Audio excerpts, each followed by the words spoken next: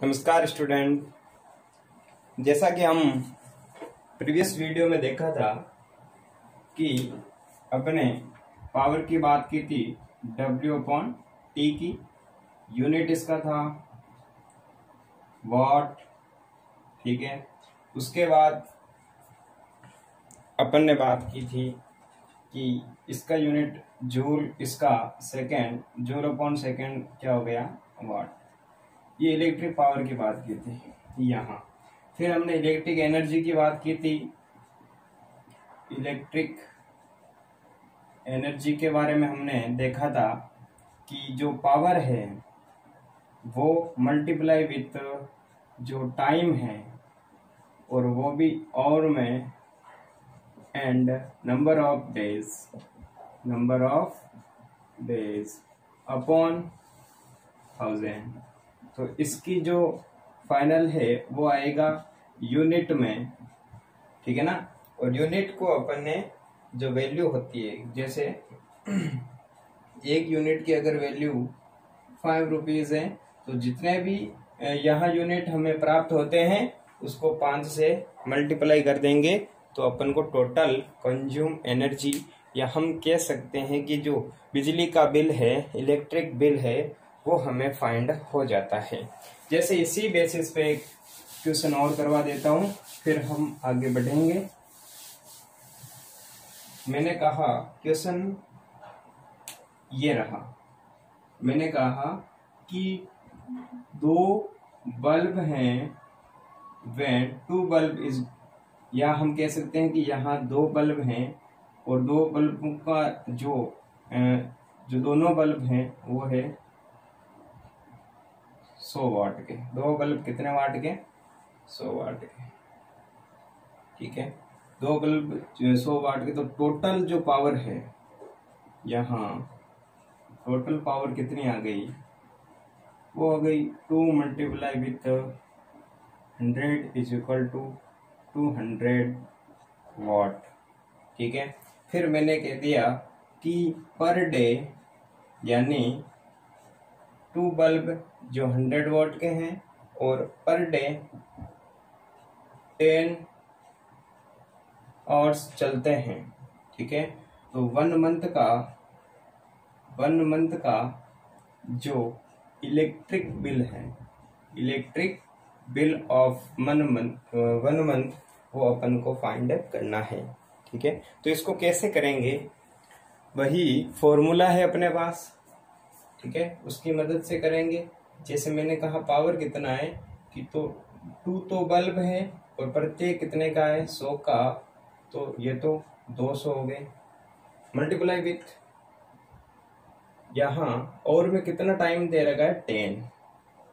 और 1 मंथ की बात करता है तो नंबर ऑफ डेज कितने आ गए? 30 अपॉन क्या? 1000। 1 0 से 1 0, 2 0 से 2 0, रिजल्ट कितना आ जाएगा? ये भी कट गया तो 30 ये और 2 60 यूनिट। कितने यूनिट आ गए? 60 यूनिट आ गए। तो हम कह सकते हैं कि यहाँ 60 यूनिट हमें मिले। और अगर आगे बात करते हैं कि मैंने कहा कि 1 यूनिट की जो वैल्यू है वो है 10 रुपीज, तो 60 की कितनी आ जाएगी? 60 multiply with 10, finally 600 rupees answer. कितना का जो इलेक्ट्रिक बिल है वो आएगा? 600 रुपये का। ठीक है, तो कैसे फाइंड किया? 2 बल्ब थे अपने पास और उन दोनों बल्बों से हमने क्या किया? उन दोनों बल्बों से हमने रेटिंग देखी कि पावर कितना है। प्रत्येक का 100 है तो 2 मल्टीप्लाई विथ 100, 200। नंबर जो टाइम है वो 10 आवर से, इसलिए 10 रखा। फिर number of days 1 month 30 days, so that we put your value 30। ठीक है, तो जो 0 से 0 कट हो गया, फिर 100 से 100 कट जाएंगे, फिर 3 को 10 से मल्टीप्लाई किया 30 और 2 60 यूनिट। अब बोल रखा है कि 1 यूनिट की वैल्यू 10 रुपीज है, तो टोटल कितने आ गए? 600 रुपीज। यहाँ तक हमने प्रीवियस भी बात किया था और एक ये भी मैंने क्वेश्चन करवाया है। ठीक है, बुक के अकॉर्डिंग आप चेक कर लेना, जो नीड पड़े वही क्वेश्चंस आप कर सकते हैं, उसमें देखना एग्जाम्पल आप मिला सकते हैं। ठीक है, नेक्स्ट बात करते हैं, बहुत इजी है। पावर, जितने नंबर ऑफ जो इलेक्ट्रॉनिक्स है, जैसे हमने कहा दिया कि बल्ब है, ट्यूबलाइट है, तो उसका मल्टीप्लाई करके फिर, हाँ टाइम है वो सेकंड में नहीं लेनी, यहाँ टाइम और में ही लेनी है। फिर आज अपन न्यू टॉपिक्स की बात करेंगे, मैग्नेट के बारे में। मैग्नेट में क्या, जैसे सिंपली हम देखते हैं कि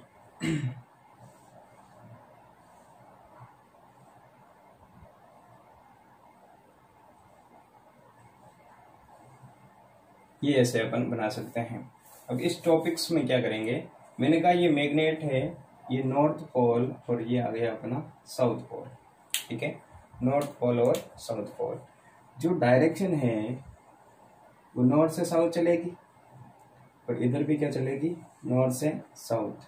यानी north pole to south pole जो डायरेक्शन है मैग्नेटिक लाइंस की, तो ये क्या है, नॉर्थ टू साउथ। ठीक है, ये जो कर्व बनता है इसको अपन बोलेंगे क्लोज कर्व। ठीक है, ये क्लोज कर्व बनता है या क्लोज कर्व। ठीक है, अब जो इसके इनर है वो डायरेक्शन होती है साउथ टू नॉर्थ। ठीक है, तो यहाँ फर्स्ट पॉइंट क्या आ गया, the direction of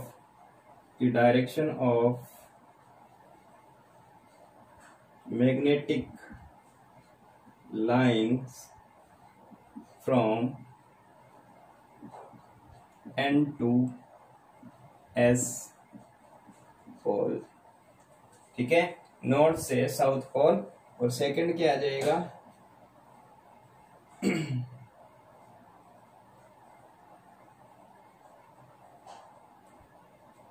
हम कह सकेंगे जो इनर साइड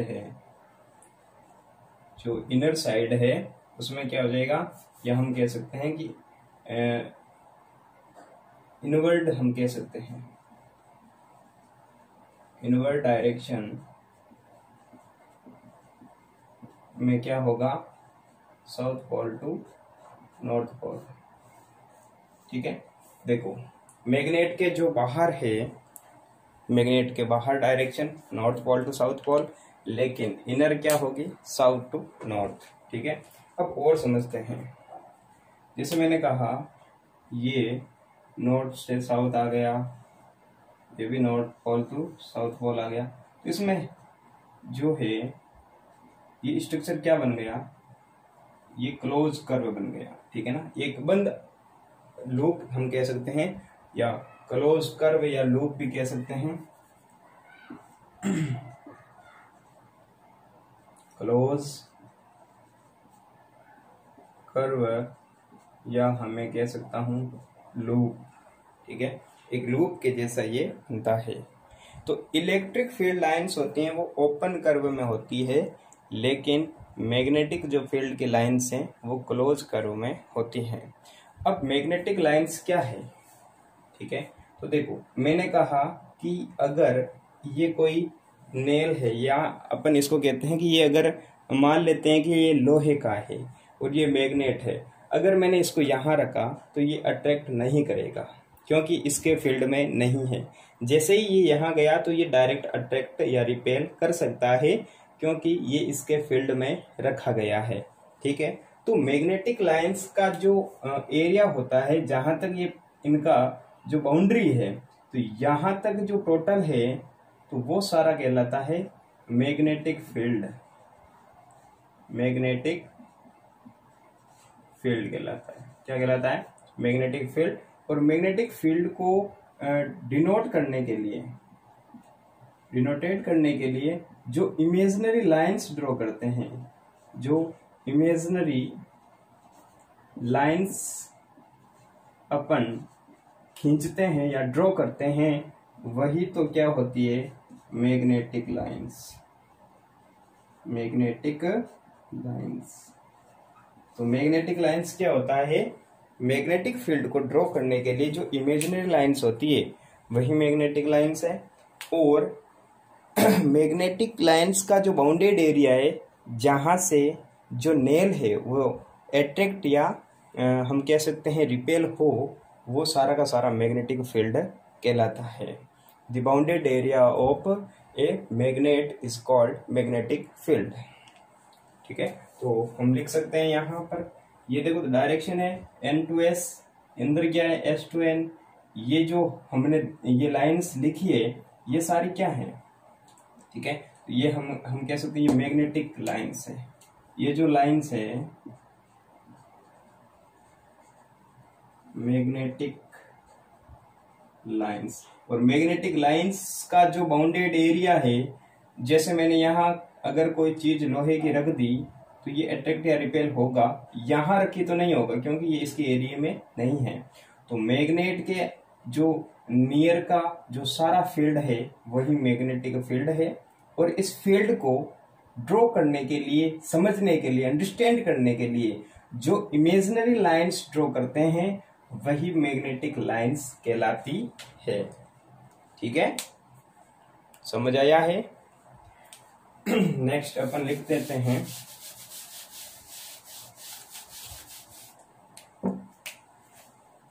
जैसे मैंने कहा या मैग्नेटिक लाइंस, मैग्नेटिक लाइंस में क्या हो गया कि मैग्नेटिक लाइंस हम कह सकते हैं कि द इमेजिनरी लाइंस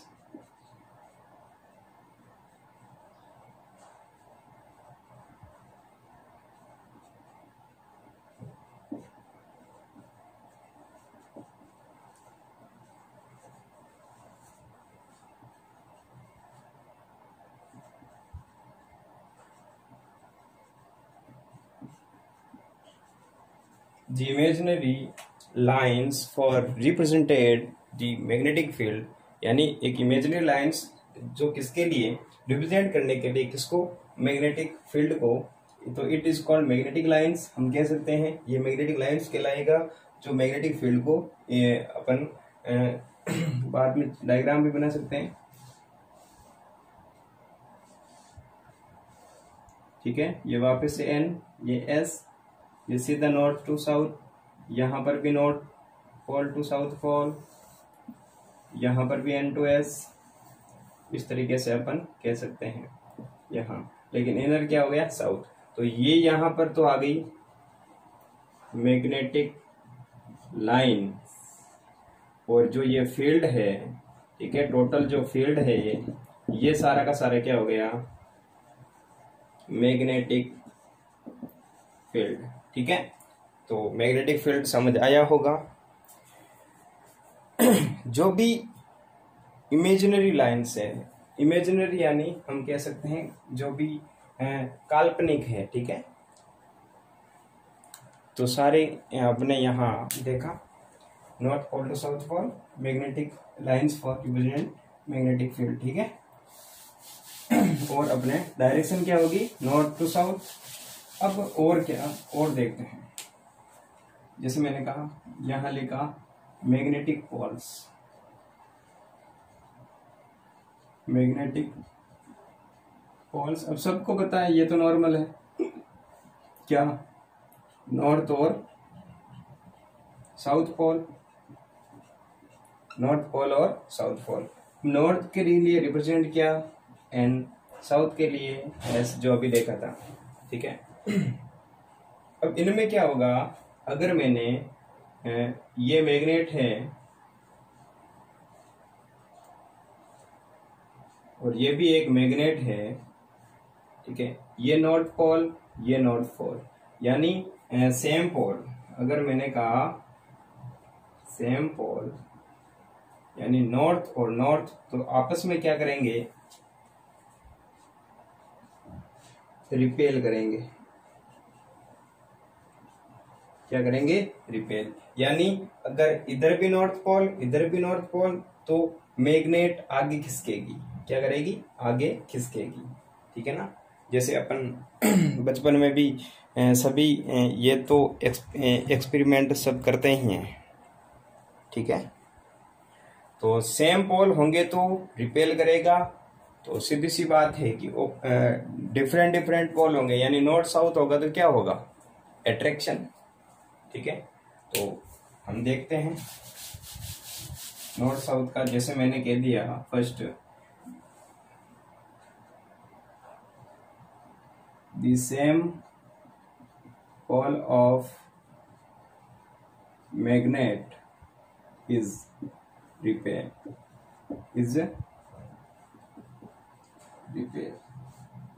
रिपेल यानी जो सेम पोल होंगे मैग्नेट के वो रिपेल करेंगे। जैसे मैंने कहा ये नॉर्थ पोल और इसके जस्ट आगे अगर नॉर्थ पोल है तो ये इसको रिपेल करेगा और ये इसको रिपेल करेगा। सेकंड हम कह सकते हैं कि जो डिफरेंट डिफरेंट है, ठीक है, तो when different pole of magnet is placed, when different pole of magnet is placed, then attraction is between them, attraction is between them. When different poles of magnet is placed, then attraction is between them. यानी कि अगर दो पोल हैं जिन्हों north और south अलग अलग रखते हैं तो वो आपस में अट्रैक्ट करेंगे। ठीक है। कैसे करेंगे, जैसे मैंने कहा ये बात है,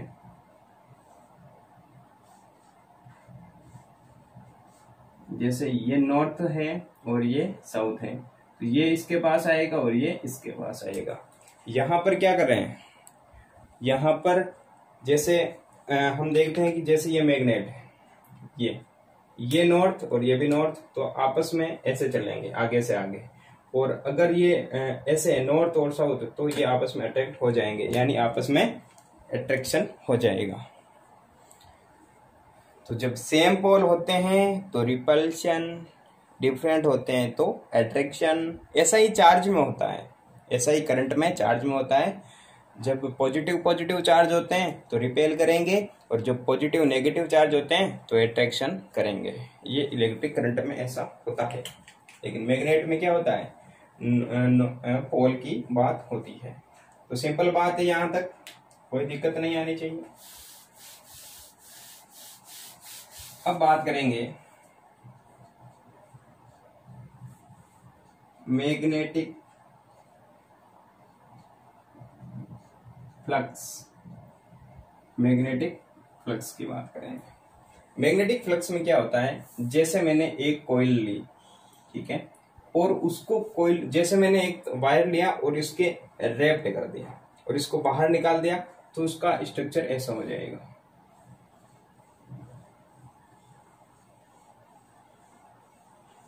ऐसा, ठीक है। अब इसके अंदर अगर मैंने मैग्नेट डाल दिया, यानी ये मैग्नेट रख दिया इसके अंदर, या यहां तक रख लेते हैं,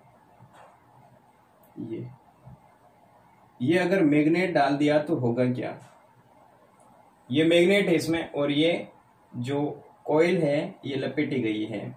अब इसमें देखने को क्या होगा, या सही क्लीन, नीट एंड क्लीन बना देते हैं।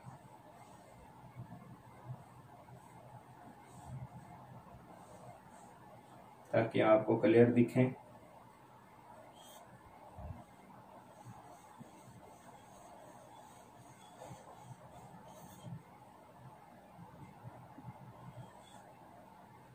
ये हो गया, ठीक है। अब अगर इसमें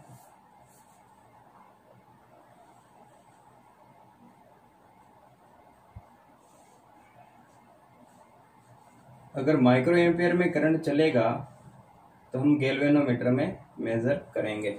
ठीक है, तो ये अगर मैंने कहा साउथ पोल ये नॉर्थ है, तो इससे क्या होगा, मैग्नेटिक लाइंस निकलेगी। क्या निकलेगी, मैग्नेटिक लाइंस पास होगी। क्या पास होगी, magnetic lines.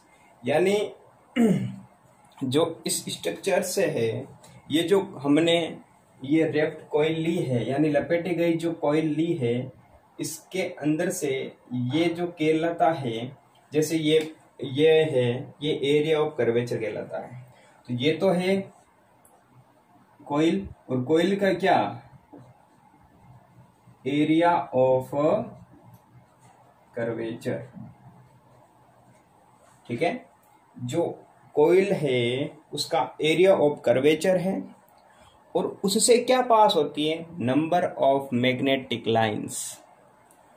Number of magnetic lines जब एरिया ऑफ कर्वेचर से पास होती है, वो भी परपेंडिकुलर, तब उस नंबर ऑफ जो जितने भी है मैग्नेटिक लाइंस, उनको अपन कहते हैं magnetic flux.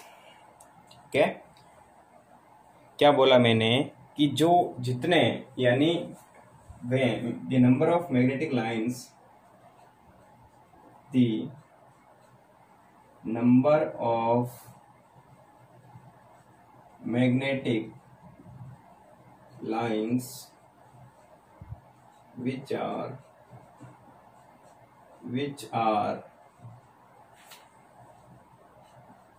passing through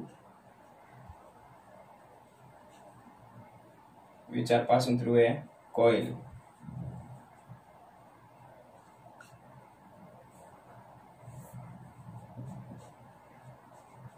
area of curvature of a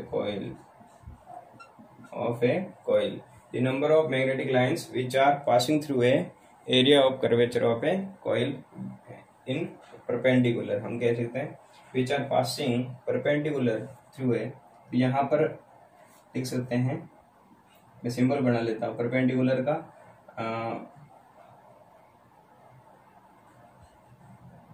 ठीक है, ये सही है। The number of magnetic lines which are passing perpendicular, ये परपेंडिकुलर जो 90 डिग्री होता है, वैसा मैंने यहाँ सिंबल बना लिया, ये परपेंडिकुलर का है, और इससे passing from area of curvature of a coil, ये राइट डेफिनेशन है। The number of magnetic lines which are passing perpendicular from area of curvature of a coil, किसी भी कोयल के एरिया ऑफ कर्वेचर से 90 डिग्री, या हम कह सकते हैं कि जितनी जो नंबर ऑफ संख्या है जो इससे पास होती है, उसी को अपन कहते हैं मैग्नेटिक फ्लक्स। जो मैग्नेटिक फ्लक्स होता है उसका अपन इसमें थोड़ा सा जो करंट चलेगा वो किसमें, गैल्वेनोमीटर, इसको कहते हैं गैल्वेनोमीटर। गैल्वेनोमीटर क्या करता है, जो छोटा करंट होता है, जो स्मॉल अमाउंट ऑफ करंट होता है, उसका मेजरमेंट करता है। ठीक है, बाकी जो रियल करंट का मेजर करता है वो आपको पता है एमीटर होता है। ठीक है ना, तो यहाँ तक हमने देखा है। ठीक है, number of magnetic lines which are passing perpendicular from area of curvature of a coil. और जो मैग्नेटिक फ्लक्स है इसको अपन फाई भी बोलते हैं। क्या बोलते हैं, फाई। इसको रिप्रेजेंट अपन कह सकते हैं, फाई भी कह सकते हैं, वैसे बुक में नहीं दे रखा है तो कोई बात नहीं, यूनिट वेबर होती है। तो यहाँ तक हटाऊं, नेक्स्ट बात करते हैं। ये एक बार और समझ लो, जैसे ये मैग्नेट है, इसके परपेंडिकुलर से आप क्या करोगे, नंबर ऑफ जो मैग्नेटिक लाइन है वो पास होगी, ये अपना गैल्वेनोमीटर आ जाएगा। ठीक है, तो ये जो गैल्वेनोमीटर आ गया, इसमें तो वैल्यू आ गई करंट की। ओके, ये जो परपेंडिकुलर पास होंगे और जितने नंबर ऑफ लाइन्स है मैग्नेट की, वही तो ये टोटल जो नंबर ऑफ लाइन्स है मैग्नेट की, उसी को कहते हैं फ्लक्स, और इसका पूरा नाम हो गया मैग्नेटिक फ्लक्स। मैग्नेटिक फ्लक्स वह यानी जो नंबर ऑफ मैग्नेटिक लाइन्स है वो इस एरिया ऑफ कर्वेचर से परपेंडिकुलर पास होते हैं, उसी को अपन एक वन वर्ड में बोलते हैं मैग्नेटिक फ्लक्स। ठीक, नेक्स्ट बात करते हैं the unit of magnetic flux. तो द यूनिट ऑफ, दिखाई नहीं दे रहा है तो यहां लिख दूं, the unit of magnetic flux is, the unit of magnetic flux is weber. Okay, weber हो गई यूनिट। तो फिर आगे हम देखते हैं, तो यूनिट आ गई अपने वेबर, और इसको रिप्रेजेंट कैसे करेंगे, रिप्रेजेंटेशन क्या है इसका, मार्कर किधर गया,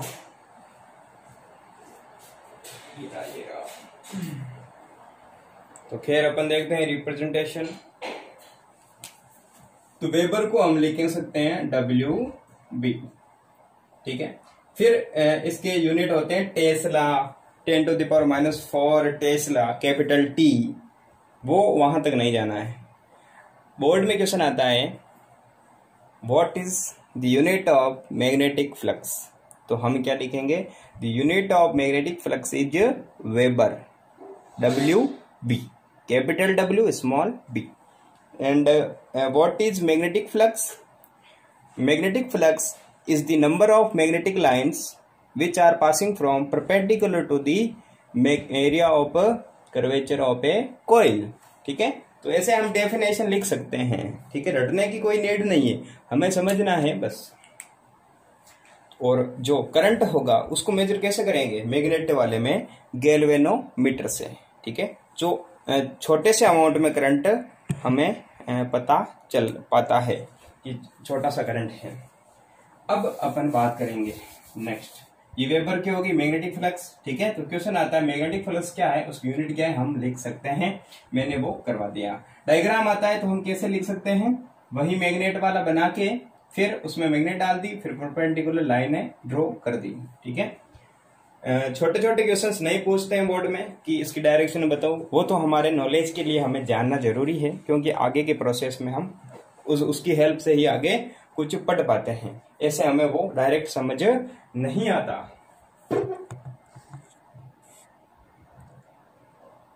अब अपन नेक्स्ट बात करेंगे,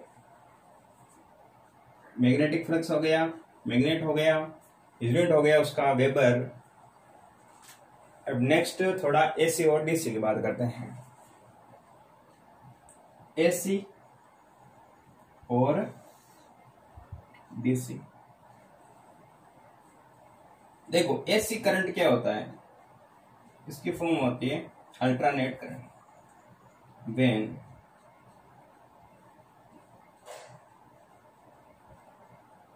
करंट इज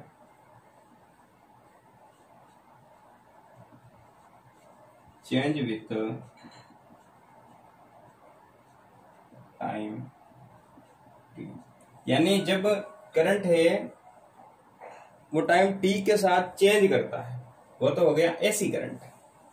ठीक है, और जो चेंज नहीं करता है वो हो गया डायरेक्ट करंट DC। तो हम लिख सकते हैं when current is no change with the time small t। ठीक है, तो कांस्टेंट रहता है, मतलब इसमें तो कांस्टेंट रहता है, इसमें चेंज करता है, यानी हम कह सकते हैं DC करंट इज हम कह सकते हैं सो दैट, या second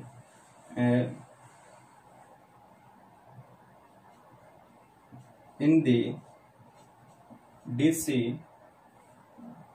current is always constant with time, constant with time t। ठीक है, जब इसमें चेंज होता है, इसमें मैंने कहा किस तरीके से, तो चेंज कर सकते हैं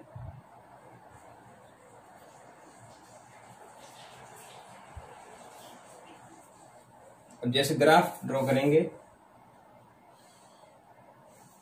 ये ग्राफ, इसमें साइन का ग्राफ बनाएंगे ऐसे, ठीक है। इस तरह से कैसे बना सकते हैं, ये पॉजिटिव साइकिल, ये नेगेटिव, ये पॉजिटिव, और ये आगे भी जाएगा, क्या हो जाएगा, नेगेटिव, ये टी। तो यहाँ पर ये तो करंट आई, ये देखो चेंज कर रहा है टाइम के साथ, ठीक है। जबकि यहाँ पर कांस्टेंट रहेगा तो ग्राफ कांस्टेंट आएगा, ये, ठीक है, ये आई और ये टी, और आगे क्या लिखेंगे, कांस्टेंट, ठीक है, कांस्टेंट, क्या लिख दिया, कांस्टेंट। तो एसी में करंट समय के साथ बदलता है, टाइम के साथ बदलता है, इसको अपन कह सकते हैं साइन कर्व।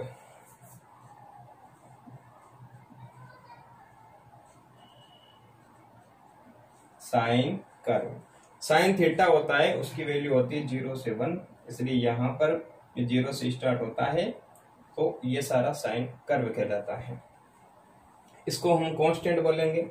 जो फोन की बैटरी होती है, जो हम टॉर्च यूज करते हैं, या जो सेल वाली होती है, उसमें सीधा डीसी करंट है। हमारे जो घरों के अंदर होता है, हम कह सकते हैं कि जो होम डिलीवरी जो लाइन्स हैं, उनको हम कहते हैं एसी करंट। जो बड़े बड़े वायर आते हैं, तो एसी की वैल्यू क्या है इंडिया के लिए, वो बात करते हैं। तो फर्स्ट सेकंड डायग्राम हो गया, ठीक है। फिर वैल्यू करते हैं बात, अगर दिखाई दे रहा है तो लिखूं, लिखा देता है। देखो, फ्रीक्वेंसी होती है इंडिया के लिए, एसी की फ्रीक्वेंसी 50 हर्ट्ज, और वोल्टेज कितने होते हैं, 220 वोल्ट, ठीक है। इंडिया के लिए जो फ्रीक्वेंसी होती है वो तो होते हैं 50 हर्ट्ज, और वोल्टेज कितने होते हैं, 220 वोल्ट एसी करंट के लिए, ठीक है ना। तो बस बात इतनी है। इसको अल्टरनेट करंट करते हैं, क्योंकि ये अल्टरनेट चेंज होता रहता है। डीसी में डायरेक्ट करंट मिलता है, इसलिए करंट कांस्टेंट रहता है समय के साथ, ठीक है। ये प्रोसेस, ये थोड़ा नोट्स बना लेना एसी और डीसी का, ठीक है।